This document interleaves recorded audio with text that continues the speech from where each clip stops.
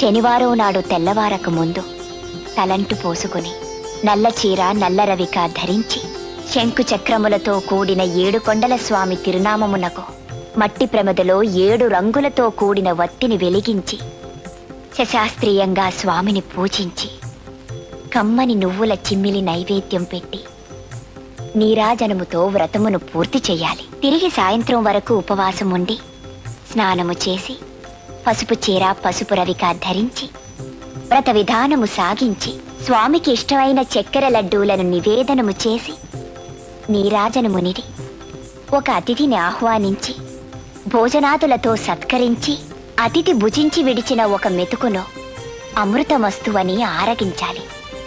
అప్పటికి ఆనాటి శనివార వ్రతం పూర్తవుతుంది. ఈ విధంగా 7 శనివారములు వ్రతమును చేసినచో ఉద్దేశించిన సత్ఫలమును పొందగలరు.